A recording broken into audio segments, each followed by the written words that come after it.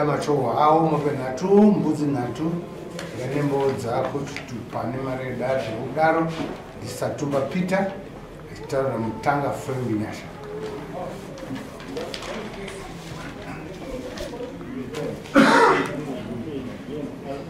Alright, it is that. How do we look at it? Manoy? Okay, cheat out like the right and go. Ini nyaya mude kuti Mkwasha akataka kugara mwana wangu na 2017. Saka pa 27 years. Chakakwanisa kungouya ndo zvazvinozi conscious. Chakangokwanisa kuuya imari yekungozivisa chete kuti ndini ndine mwana wenyu. Saka ndobva ndambogara ndikafunga kuti izvo pamwe Mkwasha achauya. Mkwasha akakuya ndokubva ndazoisa message. Mkwasha akapindura achiti izvo ndiri kugadzirira ndiri kuuya baba. Saka yakwakubva ndagara futi ndotoona nguva izvo inenge ikutorera ndokubva ndazoisa imwe message. Mkwasha handakona kupinda. Saka izvozvo ndatoona kuti kana kuti ndirambe ndichitaura naye hapana chandiri kukwanisa kudu. Ndosaka ndati regai tiende kumavanotedza munobatwa nei ichi ngati mombe mbiri nhatu nembudzi right izvo Mkwasha haina ndisikuramba muzvitora handisikuramba asi kungokumbira sizvakutaura kwavo kungokumbira wangu mabhadhariro.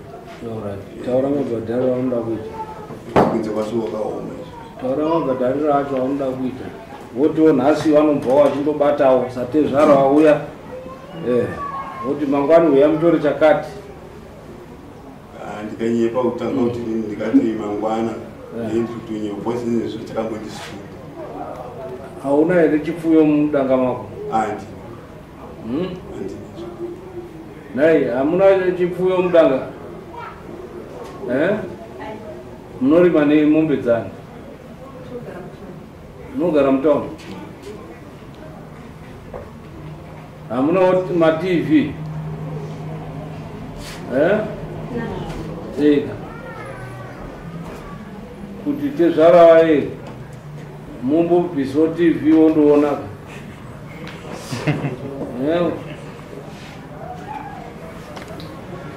Wanoda zvejoyi.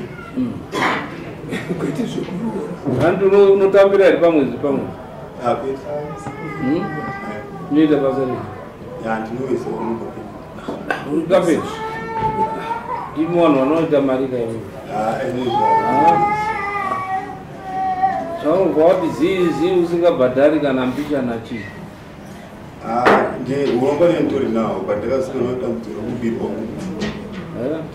kunga eka unoita munyama nekuti saka ndakabva ndakasiyaisanachi right. Mari wangapuwo nemari yawanga wati nhasi mangwani uyai mutore mari tezvarawo ndinokwanisa kutopromiswa kana mwana tandikupira pamwedzi. Saka uchabhadhara 200 kupera kwemwedzi wega wega. Takuisa mombe nhatu nembudzi nhatu, which is mombe imwe 350 times 3 1050, mbudzi 40 plus 160 1310. Andi mari yacho asi mwedzi uno wotanga ne200 then every month uchiisa 100 kusvika yapera.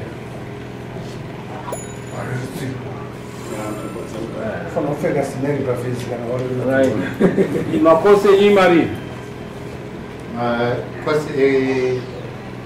enyaya $50 nhasi mabhisa chii? Nhasi tabisa 10 tokutanga mabhisa 40 10 50 right, which is ndati chii? 1,210 1,310 Oh, 1,210. 1,210 plus 50, 1,360. Saka mwedzi uno 200. Unochibhadhara kuno kutedzara kwacho achitora mwedzi wega wega. Mari yavo kuno kwachipuwa nedata. Saka mwedzi uno uchipera watiri muna October unoyu. Munouya musi wa5 wega wega every month. After 5 mubvunza kuti mari yangu $100 every month. Kusvika mari yenyu yadi yapera. Okay. Right. And next.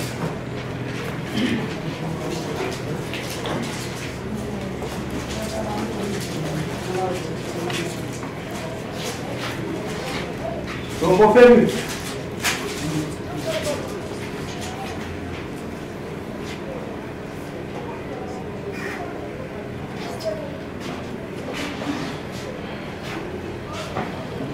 Tombo.